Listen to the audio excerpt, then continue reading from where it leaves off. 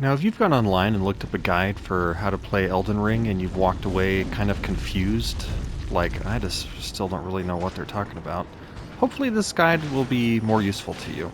I've noticed that many of us that have played these kinds of games for a long time, a lot of them have just kind of become second nature to us and we kind of gloss over explaining certain things. So hopefully this will be basic enough to get you going and you can kind of figure out the rest on your own. Now, one of the first things the game tries to teach you is to lock on to enemies. You do that by pushing in the right joystick. And when you do that, you can see this white dot appears on the enemy, and I'm going to always face him no matter where I go. And I can also push left or right on the joystick to change who I'm targeting. See?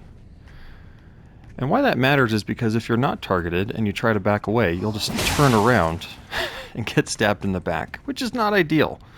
So every time you come across an enemy, lock onto them. It's a little awkward at first when you're not used to it, but you'll get used to it. Just lock on every time. And when you kill an enemy, it'll automatically target the next one, which is pretty convenient.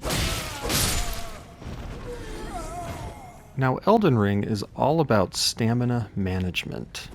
Stamina is that green bar in the top left, and you use stamina for pretty much everything.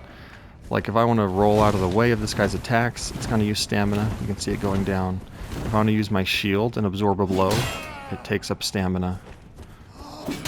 And if I want to attack, it's going to use stamina. To swing my sword, or even to use spells, it's going to use stamina.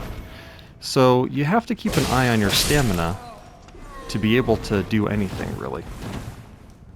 So when you come across an enemy, you lock on, and you can try to avoid the damage by rolling away, which works, but frankly, hiding behind your shield is just easier in almost every situation. So you're just going to want to look for an opening about when you can attack this guy. Now if he hits my shield, you can see he recoils for a second, and then there's an opening, and I can attack. So I'm going to swing and get an attack in. Well done. I can see my stamina's getting kind of low though. It recharges a bit faster if you drop your shield for a sec. So I'm going to try to coax him into attacking me some more. There's an opening, hit it back, opening, hit back, and there we go. And when you come across a new enemy, I think a lot of times there's this tendency to panic, freak out a little bit. Really just do what you're going to do, lock in, hold up your shield. You're always facing them, and you're just blocking. They basically can't get you. They're going to be enemies that are a bit more complicated, but he can't get me. I'm just going to be locked on no matter where I go. I'll face him, and I'm blocking. So when I come across a new enemy like this, I'm just going to notice his attack patterns. I'm going to notice when there's an opening, a time when I can swing my weapon and get him. I'm noticing he's got this kind of triple attack thing. Bing, bang, boom, then there's an opening. He's got another one where he just does a big heavy hit, then there's an opening. A side hit, then there's an opening. So when I notice an opening, I'll go for it.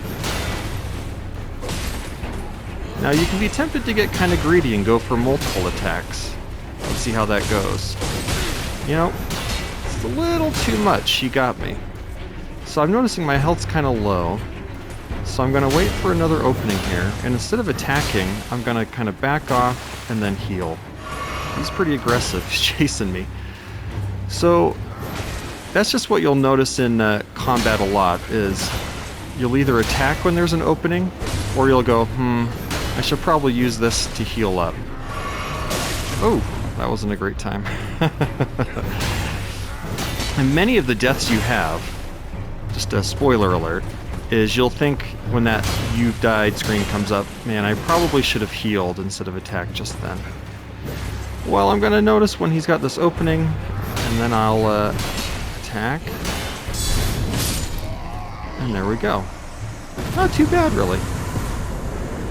Now you might go, well, that didn't look too bad, but I gotta tell you, this is how most of the game goes. You come across an enemy, you kind of play defensively until you realize what's going on, and then you figure out when there's those openings to attack.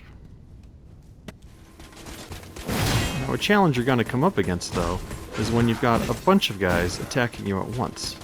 I mean, this is going to be quite challenging just because when they're attacking you like crazy, your stamina is going to drain pretty quick. And you're not going to have any stamina left to do anything.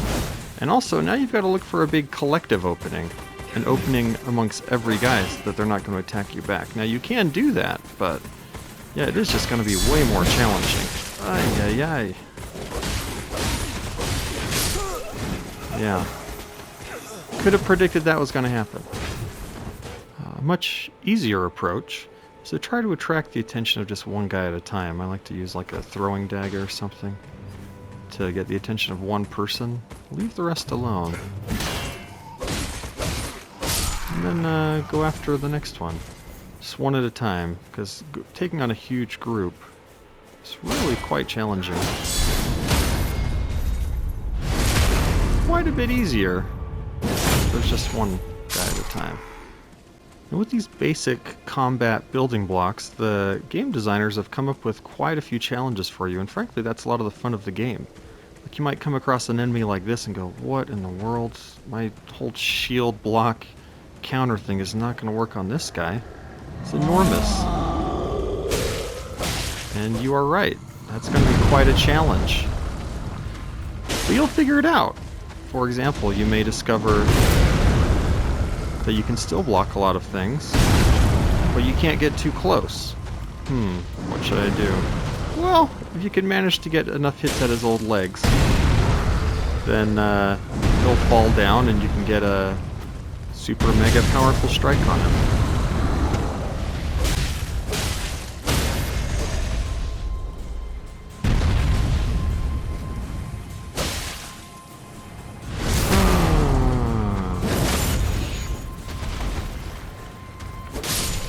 Those monsters aren't so tough.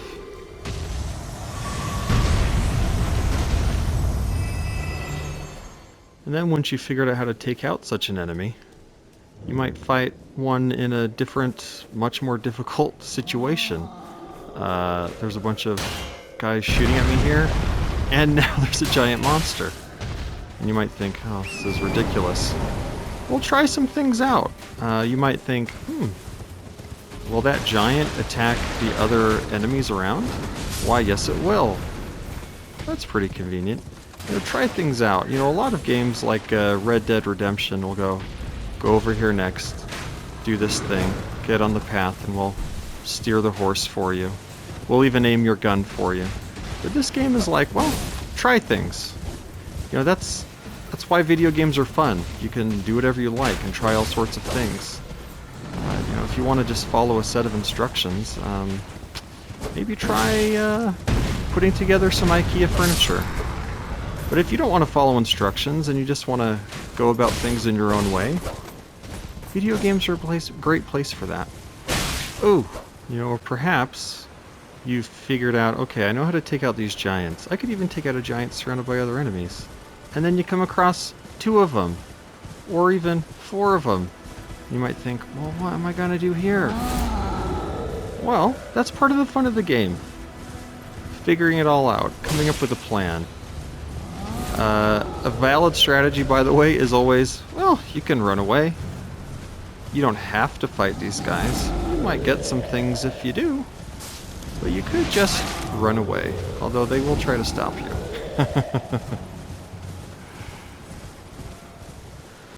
Now, there is, of course, a lot more to this game, but this is the main essence of what you're going to need to know. You can figure out the rest on your own. You really will.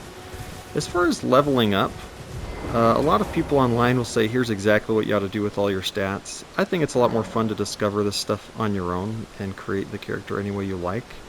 I will say that if you go to this level up screen and push in the touchpad and go to explanations, you can see what everything does. You don't need to watch a complicated video where it tells you. Just read for yourself. As far as where to put your stats, do it your own way, but I will say that you are probably never going to regret getting more hit points. That's always very useful. You can make more mistakes if you have more hit points.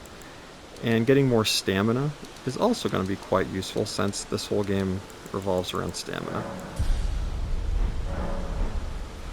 It's nice to be able to dodge more, block more, and attack more.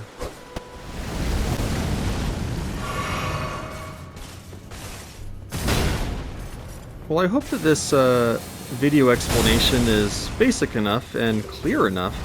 I'm kind of curious if that's the case. Please let me know if this is helpful or if you're still kind of in the dark, and I'll try to answer any questions you may have. I never quite know if I'm doing a good enough job explaining things.